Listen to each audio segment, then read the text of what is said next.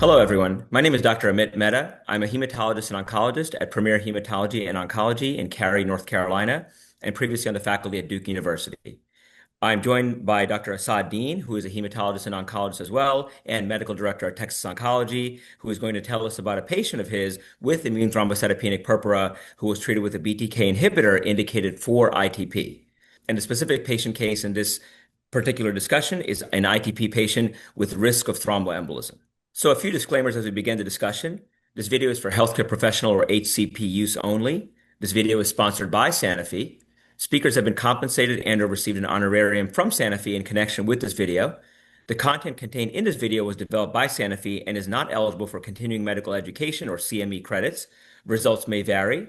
Results from one case study are not necessarily predictive of results in other cases. So this is a very good time to highlight some of the evolved understanding of immune thrombocytopenic purpura biology as we understand it today. So in addition to the core B cell driven autoantibody production that drives antibodies that attack the patient's platelet cells and result into thrombocytopenia in ITP, we also have a more modernized understanding about the core pathophysiology and biology within ITP, and specifically the immune or inflammatory cytokines that are upregulated that is part of this complex immune dysregulation in ITP. And as we go into a case discussion by Dr. Dean to understand how we think about these scientific aspects and then take it to the clinic for an actual patient case in real world practice. Thank you so much, Dr. Mehta. I'm delighted to be with you today as we work to enhance care of our patients with immune-mediated thrombocytopenia. I would like to present a case of a 72-year-old male who has a history of atrial fibrillation and is on the anticoagulant apixaban. He has an active lifestyle and enjoys boating and fishing. He was first diagnosed with ITP in December of 2024 when his platelet count was 114,000. Over the ensuing months, the platelet count continued to decline to the point where, as you can see on the slide, it was 4,000.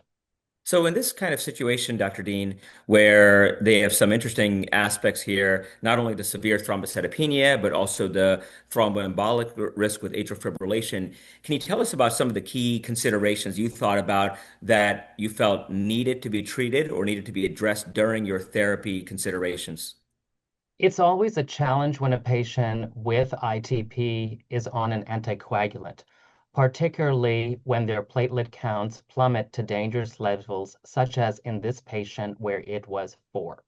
So that always presents a conundrum to the clinician how to safely manage anticoagulation and maintain the platelet count so that there is not a compounded risk.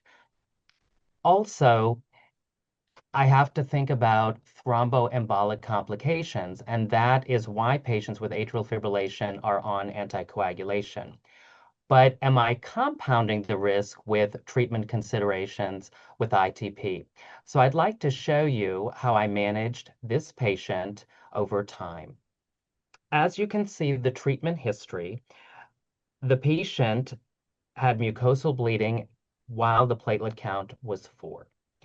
I had to interrupt and stop the apixaban, and I started pulse dose Decadron at 40 milligrams daily for 4 days. This led to a resolution of the thrombocytopenia, and the platelet count was 144,000. I was able to safely resume the anticoagulation. The patient had a benefit of normal platelet count for approximately 2.5 weeks. Then the platelet count plummeted to 2. In October of 2025, I reinitiated the dexamethasone 40 milligrams daily for 4 days, and I added IVIG because the patient was having hematuria. The apixaban again had to be discontinued temporarily. The platelet count did normalize to 183,000 in approximately 9 days, and the platelets remained normal for approximately 1 month. However, I had to then plan how am I going to subsequently treat this patient in order to have continued use of their anticoagulant for atrial fibrillation while minimizing thromboembolic complications. Yeah, very fascinating case, Dr. Dean, and one I think that a lot of our hematology colleagues will find challenging in real world practice when we encounter such situations. So, a couple questions just to hone in on some details here. I was struck by how brief the responses were to both dexamethasone and intravenous immunoglobulin during this patient's course over here. So, how did you think about this patient's next steps, both in the short acute term and more longer term for a patient who has ongoing ITP? So, what were some of the thought processes there that you can share with our hematology colleagues out there? Yes. As you know, we have oral therapies or injectable therapies that can sustain a platelet count in the class of thrombopoietin receptor agonists. But the challenge with that class is the thromboembolic complications. I also had to think about how can I safely treat the patient and allow a Pixaban to be resumed and maintain platelet count above 50,000. So those were some of the considerations that influenced my decision to move forward with a therapy that would allow me to address the complex immune dysregulation which was taking place in this particular patient. So, Dr. Dean, was this when you started WAYRILZ for your patient? Yes, and I had started WAYRILZ 400 milligrams twice daily. And due to the fact that we did not have sustained platelet count, despite having treated the patient with dexamethasone monotherapy, and then again dexamethasone in combination with intravenous immunoglobulin. Very good. And tell me about your impressions thus far clinically as far as the patient's status to date on WAYRILZ. Yes, the platelet count is 194,000. The patient has not encountered any gastrointestinal side effects, and no thromboembolic complications have been observed.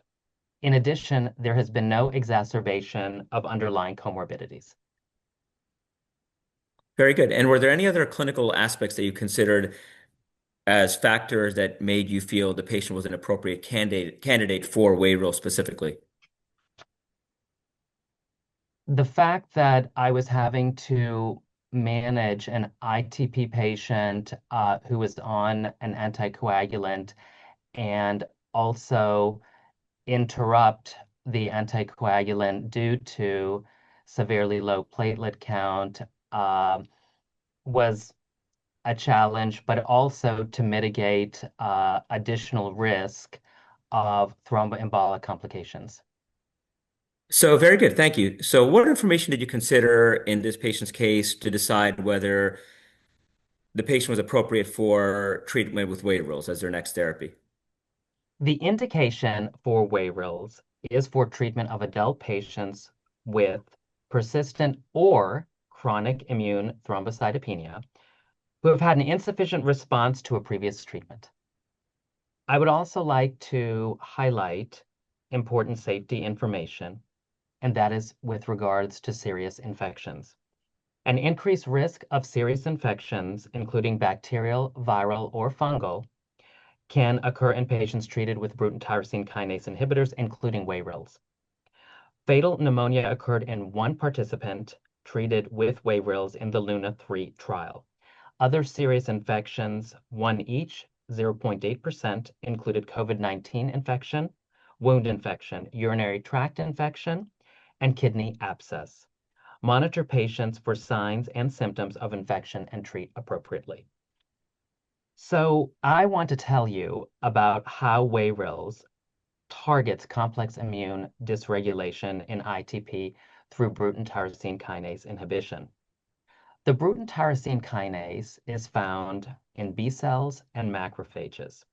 In B cells, when WAYRILZ binds to the Bruton tyrosine kinase, that leads to inhibition of B cell activation and therefore reduction in autoantibody production.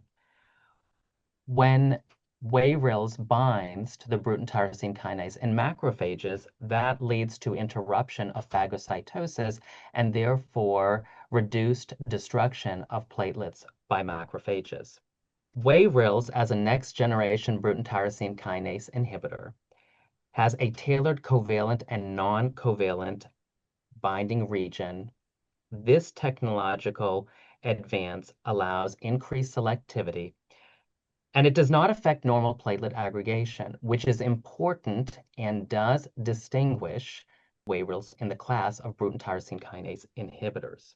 Reversible binding allows for rapid drug clearance upon discontinuation without permanent modification of the Bruton tyrosine kinase or depletion of B cells. Thank you very much for explaining that, Dr. Dean, especially as BTK inhibition is new within immune thrombocytopenia therapy. I think hematologists will really appreciate hearing that explanation. Yes, and that is why I also want to share with you the clinical trial that led to the FDA approval for WAYRILZ for ITP. This study was a phase 3 randomized, double-blinded placebo-controlled trial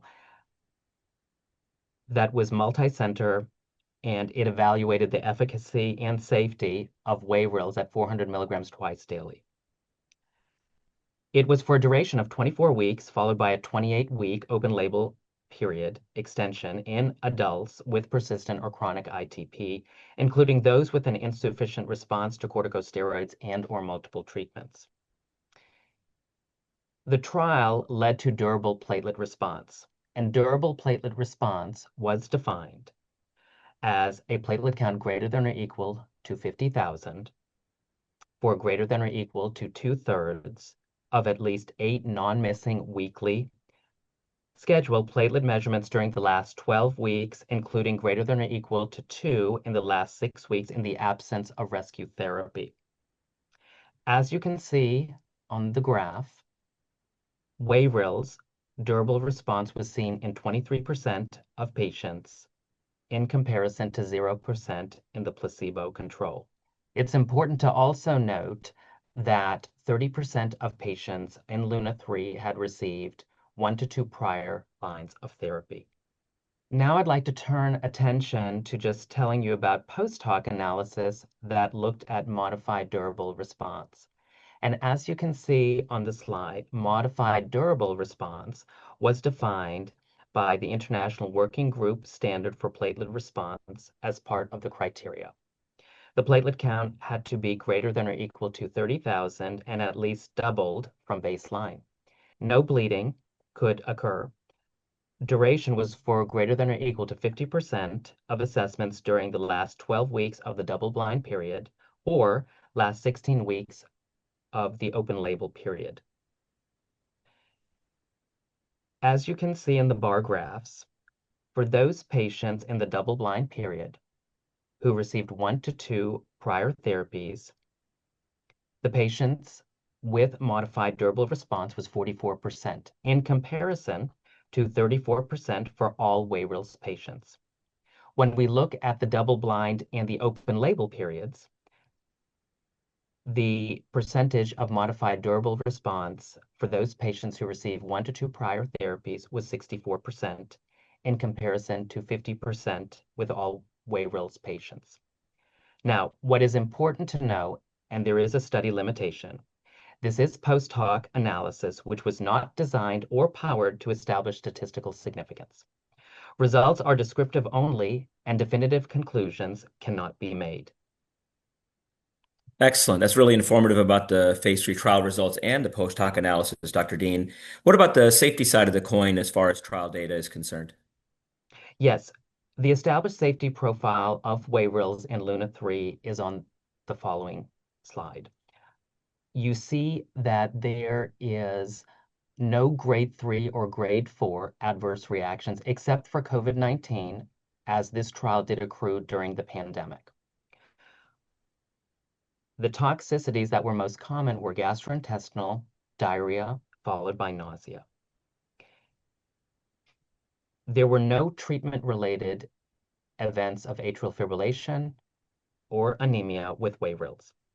There was one patient who had a thromboembolic complication in the WAYRILZ arm, but it is important to know that they were on concomitant thrombopoietin receptor agonist therapy, and had a history of comorbidities prior to study entry. So, WAYRILZ is a convenient oral treatment for ITP. It is 400 milligrams twice daily with no dosage adjustments required. It may be taken with or without food, and if patients are experiencing gastrointestinal adverse reactions, encourage them to take it with food to ameliorate these symptoms. Take at the same time each day and swallow tablets whole with water. Do not cut, crush, or chew.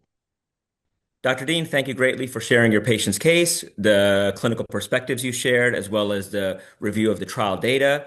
For audiences, remember that results may vary. So results of one specific case study are not necessarily predictive of other cases that may present in practice. And if you'd like to hear about another patient of Dr. Dean's who was treated with WAYRILZ, please click on the link at the end of this video, which will be following after the additional important safety information. If you found this helpful, please remember to like and share. So important safety information regarding WAYRILZ.